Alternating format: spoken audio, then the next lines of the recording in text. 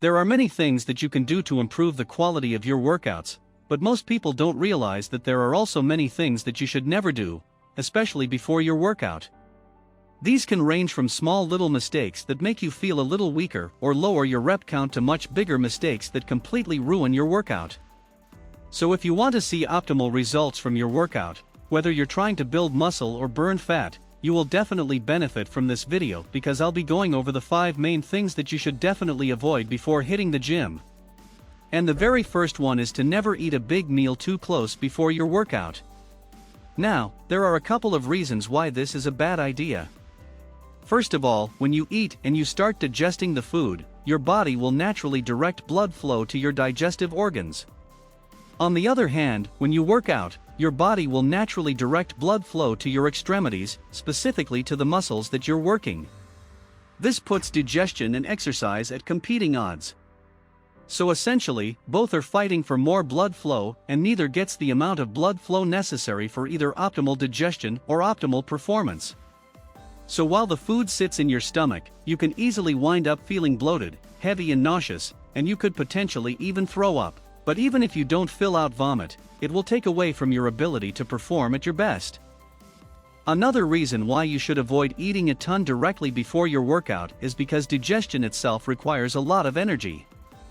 That's why after a big meal at a buffet or at a Thanksgiving dinner, you feel like all you want to do is go to sleep. So you definitely don't want to feel lethargic and tired before or during your workout. Now, unfortunately, not everyone digests food at the same rate, so there's no one-size-fits-all answer. Some people will need more time to fully digest their food. But in general, as long as you finish eating about 2 to 3 hours before your workout, you should be okay. Just keep in mind that meals that are high in fat or just contain a really large amount of food will take longer to digest. So plan accordingly. Another mistake revolving around taking in excess is drinking too much coffee or pre-workout before you start working out. Caffeine is a very common and helpful supplement to take before your workout. There's no doubt that it can help give you more energy, lift more weight and boost motivation as well as focus. That's why caffeine is the main ingredient in pretty much any pre-workout supplement on the market. The problem is that taking in too much caffeine can lead to more contractions in your colon and induce more bioproduction, which will increase bowel movements. This is why caffeine is known as a natural laxative. So you definitely don't want to have too much coffee or pre-workout, or else you'll find yourself sitting on the toilet in between your sets. On top of that, having an upset stomach or feeling more urgency to use the bathroom will just be the beginning of your problems. That's because if you have too much caffeine before your workout, it can create a whole slew of side effects that can legitimately ruin your day. Some of these side effects include restlessness, insomnia, rapid or abnormal heartbeat, anxiety, heartburn, and increased blood pressure. And just one of these side effects, like heartburn, for example, is already enough to significantly decrease your performance. So don't go having cup after cup of coffee before your workout. And if you're taking a pre-workout supplement, make sure you're taking the recommended dosage on the back of the bottle. The next big mistake that I see so many people getting wrong is stretching before lifting weights. And not all forms of stretching are bad before a workout. But most people will engage in static stretching, and that's something that you don't want to do until after you're done working out. Now, for those of you that don't know, static stretches are done by stretching or elongating a muscle and holding it in that stretch position for a given amount of time, usually 20 to 30 seconds. An example of a static stretch for hamstrings would be the sit and reach dynamic. Stretching, on the other hand, is an active form of stretching where you move back and forth through a full range of motion rather than just holding one position. An example of this for the hamstrings would be a stretching drill known as Frankenstein's. While dynamic stretches like Frankenstein's help prepare your body and your muscles for activity, static stretches do the opposite, and they tend to have a negative effect on your muscles' performance if done before your workout. Studies show that runners can't run as fast, athletes can't jump as high, and weightlifters can't lift as heavy after they engage in passive static stretching. Meanwhile, the dynamic stretches and exercises don't seem to have this effect. So the truth is that contrary to popular belief, you absolutely do not need to stretch at all before your workout. But if you do decide to stretch, go with dynamic stretches that you can incorporate as part of your warm-up and save the static stretches for after your workout when your muscles have already tightened up and it's time to get them to loosen up and relax. Another similar mistake is performing cardio directly before lifting weights. This is actually something that many people do as a warm-up, but there's a good chance that it's hurting you more than it's helping. The main reason why it is because it will once again reduce your performance and most likely force you to either lift lighter weights or reduce your reps. This is because glucose is the main source of energy that your body uses to lift weights. When you eat carbohydrates throughout the day, this glucose is stored in your muscles and in your liver in the form of glycogen, and it's released and broken down for energy when your muscles require. Unfortunately, if you do cardio before you lift weights, you'll burn through a lot, if not all of that precious glucose that would have helped you push yourself and perform better with the weights. So if you do want to perform cardio and lift weights within the same workout session, then it's best that you save the cardio for after the weight training. You'll wind up using the glycogen to push yourself while you lift weights, and then you'll be able to use oxygen and body fat for energy when performing the cardio. Keep in mind, warming up by walking on a treadmill for 5 minutes before lifting weights won't really have much of a negative effect. But if you do more intense cardio like running, and if you do it for longer lengths of time, like 15 to 30 minutes, it'll definitely negatively affect your weightlifting sessions. The next mistake that you want to avoid is drinking too much water before a workout. Now, I'm not going to spend too much time on this one as it goes hand in hand with eating too much food or drinking too much coffee. With water, the issue that many people run into is that they become obsessed with the concept of staying hydrated. And when they don't meet their daily water target, they try to slam it all down at once before the workout. And of course, it is good to stay hydrated throughout the day and to ensure that you're drinking enough water. But it's usually not a great idea to drink a ton of water either directly before or even during your workout. The reason why is because once again, your blood flow will be directed to your extremities when you're working out. And if you fill your stomach up with a ton of water, you can wind up feeling nauseous and experiencing cramps throughout your workout. Your best bet to avoid the situation is to simply drink small amounts of water here and there in between your sets as your workout progresses, and then make sure that you're drinking water consistently throughout the day so you don't have to take in a massive amount all at once.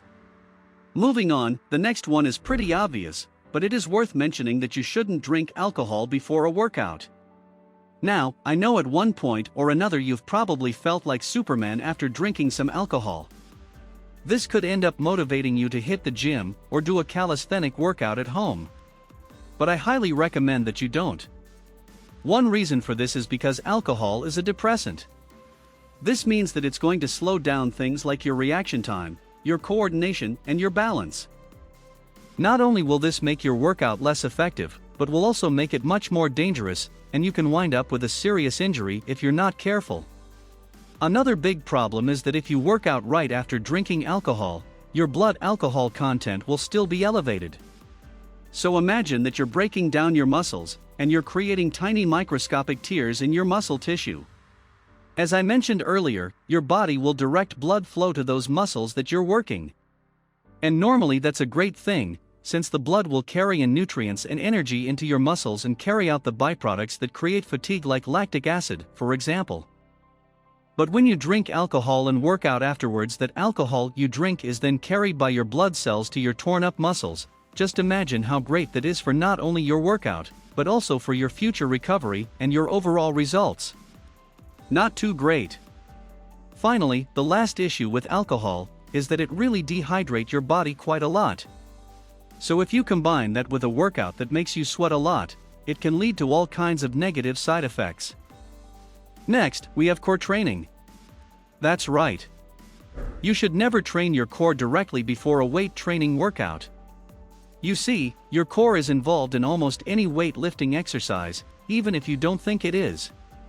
Even an exercise like the bench press where you're laying down, it still requires a lot of your core strength, not only for stabilizing your body, but also for transferring the strength from your lower body to your upper body. Your core connects your upper and lower body. So if it's shot from a hard workout, even exercises that are done seated or laying down will be negatively affected in terms of performance. There are also plenty of other upper body exercises like pull-ups for example, that are highly dependent on your core strength. And you may not consider it, but your performance will definitely drop if you stick pull-ups after abs. On top of that, if we look at lower body exercises, not only do we create performance issues, but we also create safety issues that can easily end up causing an injury. Exercises like squats and deadlifts are highly dependent on your core strength to stabilize and assist your lower back. If you compromise your core strength with an ab workout, and then you go on to do heavy barbell squats, there's a good chance that you will round forward and hurt your lower back.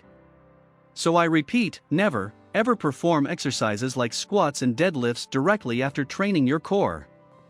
And if you're looking to make improvements with resistance training in general, you're always better off hitting your core after you finish lifting weights or simply leaving it for a separate day entirely.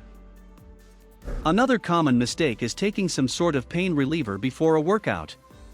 These can range from Tylenol to Advil and so on. The truth is that none of these are a good idea to take before your workout, regardless of how sure you are or how sore you think you'll be. In fact, studies show that exercising while on ibuprofen can lead to gut problems and even a full-out intestinal injuries. Also, it doesn't make much sense to take a muscle-relaxing pain reliever before lifting weights, as this can lead to an injury, since your body will be slower to respond when you're pushing past your threshold. So if you happen to be so sore before your workout that you can't even imagine exercising without taking a pain reliever, then it's probably in your best interest to skip that workout for that day. If, on the other hand, you're more so afraid of future soreness, my best piece of advice is to just suck it up because it's not worth creating gut issues just to decrease soreness that will naturally get better over time anyway as you adapt to your workouts. Finally, last but not least, you don't want to take a long nap before your workout, even though there's nothing wrong with taking a short nap. Sleeping for too long can have the opposite effect of what you're probably looking for. When you take a short 20 to 30 minute power nap, research shows that it leaves you feeling more energized and refreshed.